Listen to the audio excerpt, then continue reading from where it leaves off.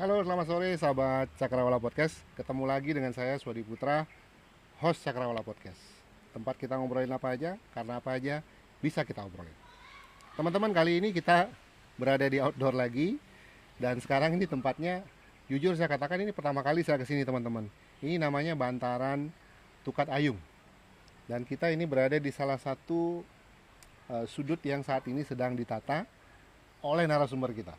Nah, apa yang kita akan bicarakan hari ini teman-teman? Kita bakal mengupas tentang sebuah ritual yang mungkin baru 2 mingguan kemarin dilaksanakan di Kesimang. Nah, tepatnya di mana? Tepatnya di Pura Pengerebongan. Nah, narasumber kita berkaitan dengan hal tersebut. Siapa beliau? Sebelah kanan saya Om Swastiastu, Om Guru Anom. Swastiastu Yan. Kenapa kata? Becik. Cek ya. Teman-teman, kita sudah tidak perlu pakai masker lagi. Iya. Karena Stungkare COVID sudah sangat landai dan tentu kita dalam keadaan sehat nih. Nggih, nggih. Guru Anam sehat? Sehat. Baik, baik, baik. Yang pertama terima kasih Niki sudah diberikan waktu. Ini kita syuting di tempat yang sangat luar biasa.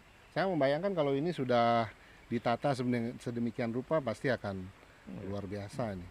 Dan nanti mungkin tim Cakrawala Podcast akan khusus melakukan liputan tentang Sungai Ayung ini.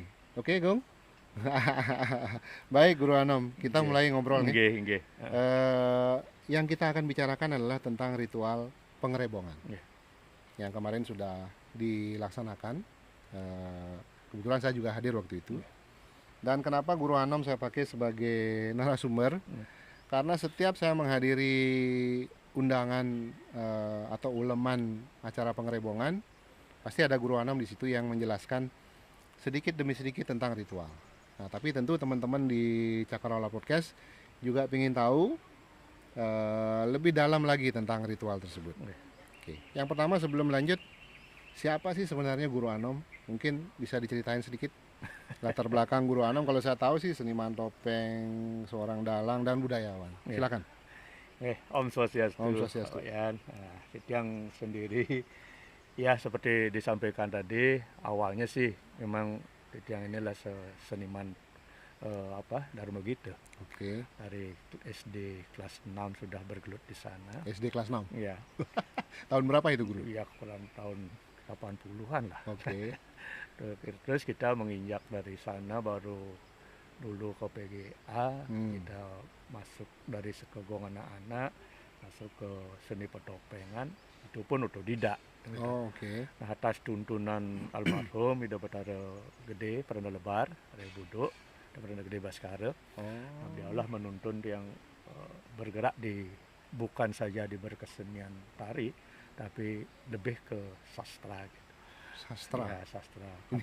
Ini yang kita garis bawahi, ya, sastra. Ya. Karena ini satu hal yang perlu pendalaman yang luar biasa. Ya, karena pesan beliau sendiri, bagaimanapun besarnya taksu itu, kalau tidak dilandasi dengan Haji Saraswati, bagaimanapun kemampuan kita, kalau tidak berpijakan pada teori, itu tidak akan kuat. Oke.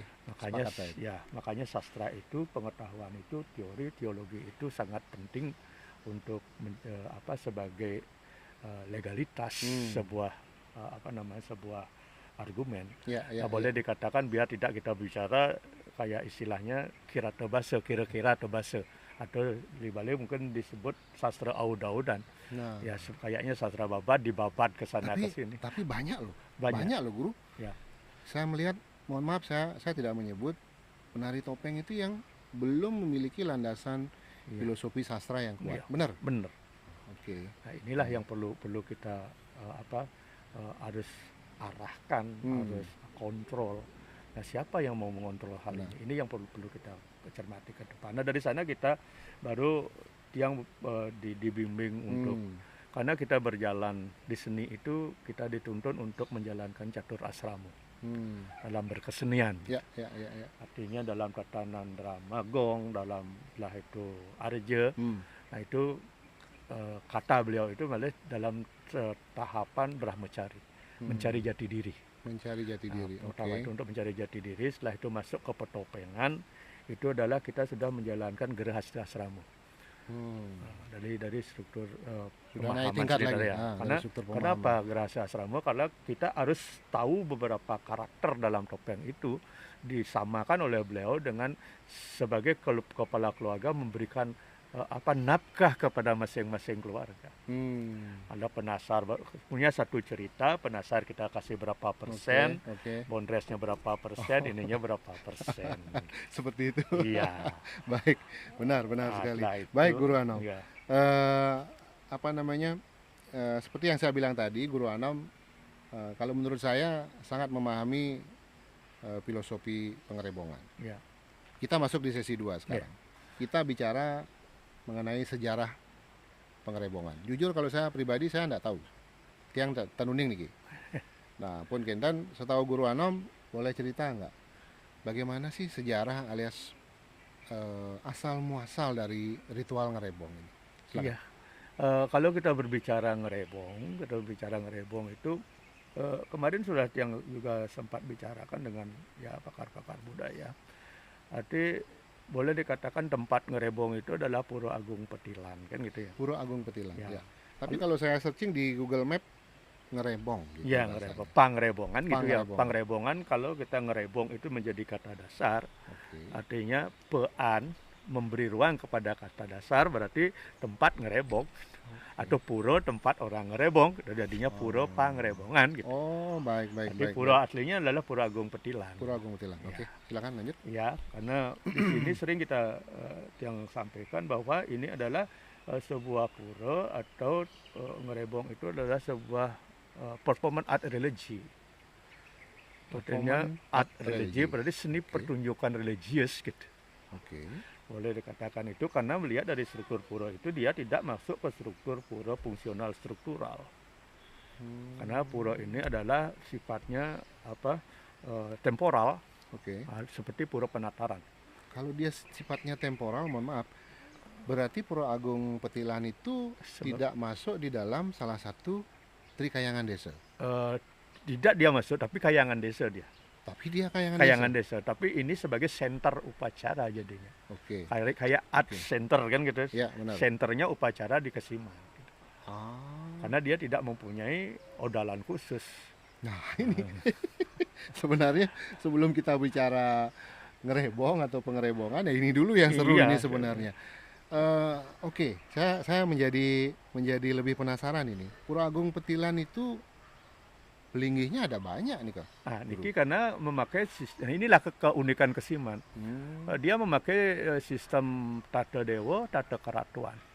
Tata dewa, tata keratuan. Nah, dewa itu ditata sebagaikan raja-raja, sedangkan pura ditata bagaikan kerajaan.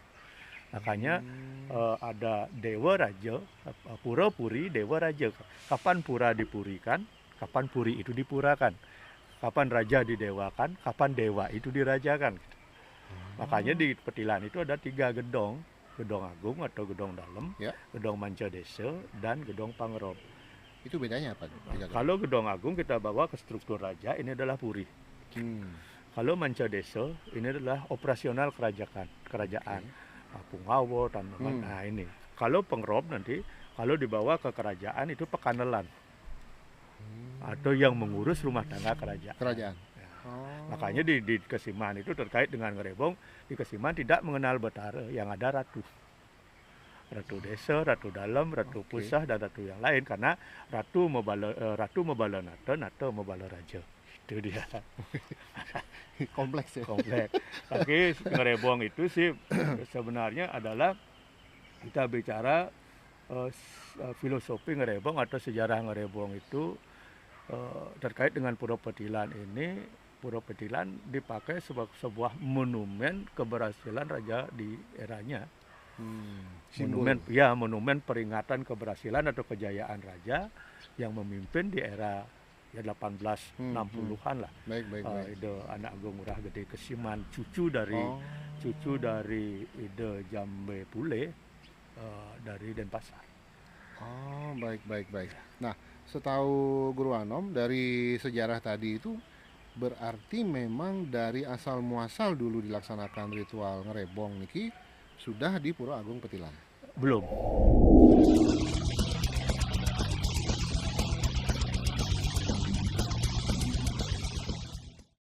Makanya tiang bilang ini sebagai monumen. Oke, Nah, baik.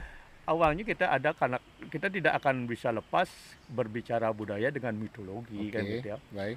Yang mitologi itu adalah teori mitologi adalah wacana yang sengaja dibuat menunggu waktu yang tepat untuk mempublikasikan, tidak menutup kemungkinan menurunkan dewa-dewa sebagai tokoh penggerak mitologi untuk mengangkat religi sebuah mitologi.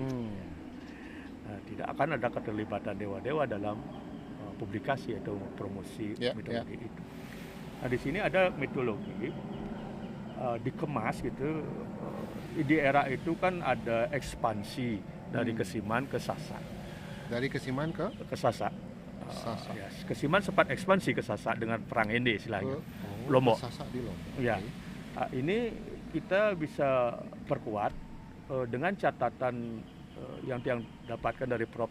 Ketut Ardana, dari catatan beliau orang di LIPI lama. Di sana dicatat bahwa kendali politik untuk Bali Lombok di era 1860-an itu adalah Kesiman. Itu membuktikan bahwa memang betul terjadi ekspansi ke Sasak kan. Nah, di sana dalam ekspansi ini ada suatu proses, ada tahapan. Nah, dalam tahapan inilah dibuat mitologi. Pertama, beliau itu meperang Ende, gagal. Nah, setelah gagal, Lunasica Kuluwatu. Kuluwatu di sana diberi anugerah keris Lu. Ketiga yang namanya Ki Cekle. Ki Cekle. Nah, inilah dibawa ke Sasak. Sasak kalah. Sasak tidak mau serta-merta mengakui kekalahan. Ditantanglah adu jangkrik. Adu jangkrik. Nah, pulang ke Kesiman, beliau tidak menyikapi bahwa ya dengan keluguan mungkin bawa jangkrik yang benar-benar jangkrik dibawa ke sana. Nah, sampai di sana ternyata di sana jangkriknya jangkrik siluman. Kalahlah Kesiman. Nah, kalah tapi Kesiman tidak mau kalah. Tunggu lagi sekali saya bawa jangkrik yang benar sekarang gitu. Kembali Kuluwatu.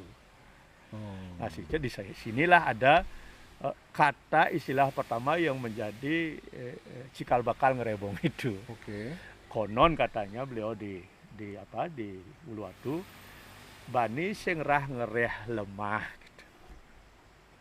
Kata ngereh lemah. Ngereh lemah. Nah, ini kata ngereh inilah dijadi acuan menjadi ngerebong. Tapi kalau kita tinjau dari tinjauan kamus, ngereh itu juga berarti memerintah. Nyen ngerehang gumi jani. Nyen nyelam putihan boleh memerintah. Lemah itu adalah tanah. Kalau dia simpulkan, kalau kamu mau menang, kamu sanggup jadi pemimpin gitu. Jadi itu permintaan. Memimpin pelemahan. Memimpin kerajaan atau teritorial itu. Itu tantangan dari Ida Batara di Uluwatu. Nah, dari inilah kita akan ketemukan satu istilah ngerebong itu. Nah, konon setelah mendapat anugerah dengan ada pengilinan jangkrik yang di Pura Muanya di sebelum jalan naik procession, di sana ada. Nika pengilin jangkrik ini Dika Kocap. Setelah itu pulang ke Kesiman, di Pura Dalam Kesiman boleh sadak jangkrik berupa Jepun putih dan kembali ke tempat awal beliau berpijak di Kertalangu di Kesiman di pas sekarang adalah di sebelah selatan bypass Sida Bagus Pantre. Di sana Berjapati pertama, di sana beliau dapat jangkrik Banaran, jangkrik Gading. Nah, inilah dibawa ke Sasak. Nah, setelah diadu di sana ternyata jangkrik itu berubah menjadi Banaspati, menjadi Barong. Nah, Muslim yang jadi jangkrik itu terbakar. Lepas yang di sana, jangkrik yang di sana. Lepas jangkrik itu jadilah Barong 2. Lari dari Bungbung Nike gitu. Nah, karena setelah menang itu mungkin ada janji dan kalau Kesiman kalah, Kesiman ambil. Kalau Sasak yang kalah, Bugis yang ada di Sasak saya akan bawa ke Kesiman gitu. Sebenarnya di Kesiman ada klan Bugis. Kenyataannya ada, tapi sekarang udah ke Hindu dia. Di Sentako itu banyak orang-orang sebenarnya dulu Bugis Sasak di sana. Tapi mereka tahu asal muasal mereka. Ya. Baik. Nah, setelah itu dari sanalah sudah ada cikal bakal Ngerebong itu kan. Hmm. Karena terjeda oleh puputan Badung, mungkin hal itu terlupakan apa yang menjadi janji beliau. Oke.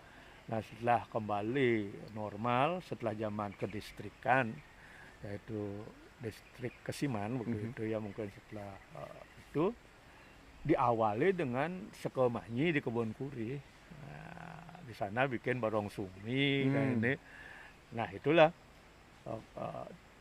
Trans lah yang bikin barong Oke. itu kerangsukan dibawa ke Puri Kesiman gitu, bahwa ide Niro jangkrik benaran peta gitu. Beliau adalah jangkrik benaran, saya ini adalah jangkrik yang kau adu dulu gitu.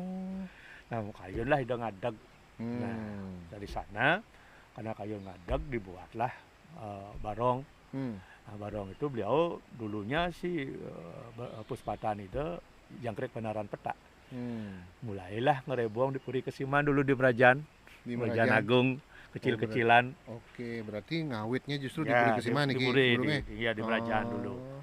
Nah, setelah itu semakin berkembang kedistrikan itu di masa di era 1925 kalau tidak salah, 1925 sampai 30 sekian.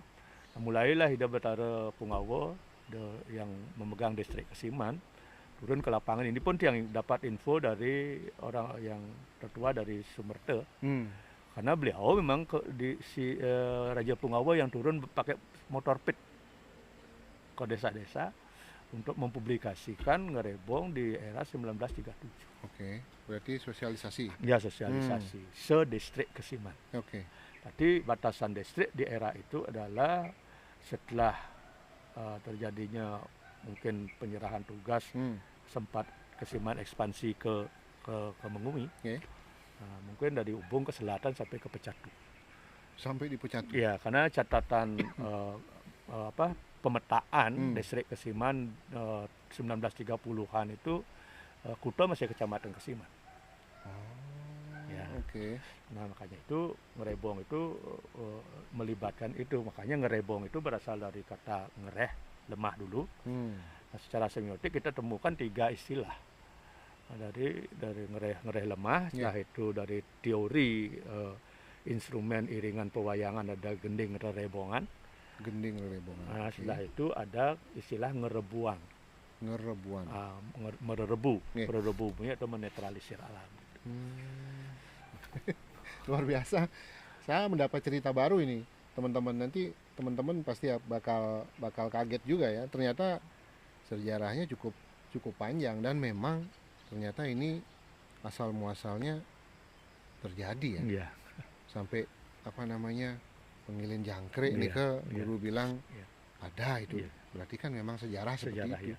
Dan saya juga baru menyadari bahwa seluas itu ternyata distrik Kesiman Dumun. Nah, oke. Kemudian akibat disosialisasikan seperti ini apakah itu yang menyebabkan makin niki yang memperhatikan pelawatan di sekitar Kesiman hadir pada saat Ngerebong? Iya. Artinya beliau seperti yang saya sampaikan tadi, karena memang beliau sendiri yang turun ke lapangan. Inilah teknik atau metodologi beliau untuk menguatkan sosiokultur sedistrik Kesiman. Artinya menguatkan sosiokultur. Ya. Nah, makanya beliau itu membuat ini sebagai sebuah minimalisasi pengusaban di Kesiman. Karena untuk mengenang bagaimana leluhur beliau mempunyai kapasitas yang sangat tinggi dalam mempertahankan kekuatan kan gitu ya, ekspansi. Nah, ini di era 1930-an itu sedang eksisnya ada Pranama Desi Demen. Makanya yang sampai sempat berpikir ini sebuah ritual, sebuah sejarah yang diformat dengan dipadukan dengan religius, ada dengan religi keagamaan, menjadi dia suatu hal yang sangat kuat Karena sistem doktrinasinya itu dengan religi. Oke. Nah, makanya ini sentuhan Purandamade sangat kuat sekali. Makanya ngerebong itu tidak serta-merta dia ngerebong saja. Karena ada dimulai dari Manis Galungan. Kalau kita satu persatu maknai, Manis Galungan itu ada disebut ngerebag. Ngerebag itu kalau kita lihat di kamus itu mengkup artinya. Mengkup kalau kita melihat mengkup itu menguasai suatu teritorial itu adalah simbol peperangan kan. Makanya ngerebag itu ini di Manis Galungan itu ngerebag itu adalah bagaimana beliau melakukan ekspansi ke Sasa kan gitu ya. Itu digambarkan dalam ritual ngerebag. Makanya di sana ada Ajejuden, ada perang sate gitu kan. Apa namanya itu? Perang sate Ajejuden. Ajejuden. Ya, makanya kita sering dikaburkan dengan tetajen kan. Ya. Kalau tiang lebih ke ritual itu di dalam platform Pukuturan jelas disebutkan Yan Ida Betara Tedon Balikanang Panggungan, Amintar di Panggungan, Maecan-ecan, Dinuluran, Ajejuden gitu. Ajejuden. Arti menyerupai judi, bukan judi, menyerupai. Kenapa Ajejuden? Karena hidup ini penuh taruhan. Itu yang perlu kita sikat. Filosofinya ke sana dia. Nah, dari sana ada pengerebegan. Kedua di Payung Kuningan. Payung Kuningan disebut di sini adalah Mendak Agung. Mendak Agung. Pemenakan, mendak itu atau magbag itu adalah menjemput. Ini visualisasi dari bagaimana beliau mohon anugerah ke Uluwatu. Pada saat mau pulang ke mau ke Lombok, itu. Makanya di Payung Kuningan itu dipakai. Nah, setelah itu ngerebong ini adalah pestanya, keberhasilannya. Makanya berhasil, makanya ini identik dengan ngeraja kuning, pesta tahun raja-raja. Atau di sini dibuat 6 bulan sekali dengan ngerebong itu, maka ngerebong identik dengan galungan kesiman. Galungan kesiman, itu juga istilah baru ini. Galungan kesiman itu artinya secara khusus Kesiman itu memiliki hari untuk berpesta. Ya, berpesta raja. Nah, itu kita karena historinya yang tadi ini kan bisa kita kuatkan itu dengan dulu konon yang diceritakan oleh kakek. Raja Betara Pungawa memang bersedekah waktu itu, berderma waktu itu. Beliau bawa masih zaman uang kepeng. Beliau duduk di Pemedal Agung, membawa udah dengan uang kepeng yang luar biasa. Diberikan kepada rakyatnya. Nah, yang dengar di era itu belum, di Bali belum ada yang punya Mercy, beliau udah punya Mercy. Raja Pungawa. Nah, inilah beliau memberikan ada 3 kepeng, 2 kepeng kepada masyarakat. Kalau sudah dirasa masyarakat itu semua disentuh dengan dana itu, lalu itu kejeruan. Baik. ini baru mulai sudah panjang sekali ceritanya karena ternyata semua ada kaitannya nih, Guru. Nah, mungkin masih bisa kita ini, Kung? Masih bisa running ya? Mungkin Tiang mau nanya, tadi Guru menceritakan bahwa asal muasal ritual ngerebong ini awalnya di Puri. Di Puri ya. Nah, sekarang kenapa bisa pindah ke Pura Agung Petilan? Nah, ini kembali Tiang untuk menguatkan bagaimana beliau menjadi seorang Pungawa yang memang notabene-nya mempunyai kekuatan untuk mengkondisikan masyarakat sedistrik Kesiman dengan apa? Ya, dengan kekuatan sesuunan ada yang di masing-masing desa yang ada di wilayah distrik itu yang dikup. Ya, dikup yang tadi dikup dengan memberikan ruang dengan pola dengan filosofi dengan kekuatan adi yoga. Yaitu memberikan ruang dan peluang, tidak membatasi tapi ruang dikasih. Kalau yang memang ingin masuk ke dalam tatanan spiritual, dia akan ke Utama Mandala. Kalau dia ingin bersenang-senang, disediakan Ajejuden. Kalau dia ingin dengan kepuasan kuliner, disediakan dagang. Semua udah diformat seperti itu. Tapi setiap yang datang itu udah disajikan untuk sesuai keinginannya. Maunya yang mana? Ya. Nah, mungkin kalau kita melihat ini kan pelawatan di sekitar Kesiman, Lungo niki ke Pura Pengerebongan. Dari mana saja nih, Kak? Apakah masih distrik Kesiman yang zaman dulu nih, Kak, masih hadir mriki atau sapunapi? Benten perubahan? Beberapa ya, namanya budaya itu adalah perubahan kan gitu. Iya, betul. Budaya itu adalah perubahan. Jelas saja casingnya pasti berubah, tapi rohnya masih jalan. Oke.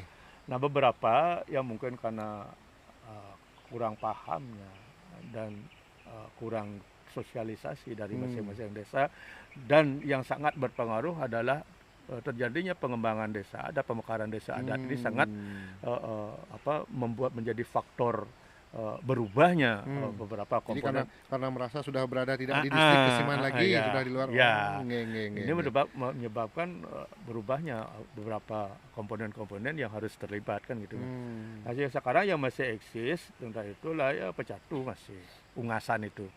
Ini jujur saya baru tahu ini. Ya, ungasan, terus itu pemogan, singgi, sanur, dan sekarang tidak balibit. Dulu balibit lungo. Gerenceng juga jarang, karena di Gerenceng tanda kutip almarhum Pak Prop bilang nyana jak ngerebong jadi nak konyang politik ada kene sek tu sek dah nyajak mundut betaran nom komo. Nah, itu salah satu. Suci juga mungkin karena ada ini lap-lap yang jalan dulu, pemalukan rangdo metebakan yang peguyangan. Peguyangan itu juga mungkin yang ese adalah hasil pemogan, lah itu singgi, bekul, dura desa, sawangan, kita itu ampun beri Kesiman. Sisanya semua di Kesiman. Wah, ini luar biasa. Satu sesi saja sudah panjang nih teman-teman. Kita rehat dulu sebentar, Guru. Mungkin kita mau minum dulu. Teman-teman, nanti kita kembali di sesi 3. Sesi 3 ini tidak kalah serunya, masih ada kaitannya dengan ritual pada saat pengerebongan. Yaitu pengerebongan itu dikenal sebagai tempatnya kerauhan massal. Nanti kita bahas. Tetap di Cakrawala Podcast, tempat kita ngobrolin apa aja, karena apa aja bisa kita obrolin. Stay tune.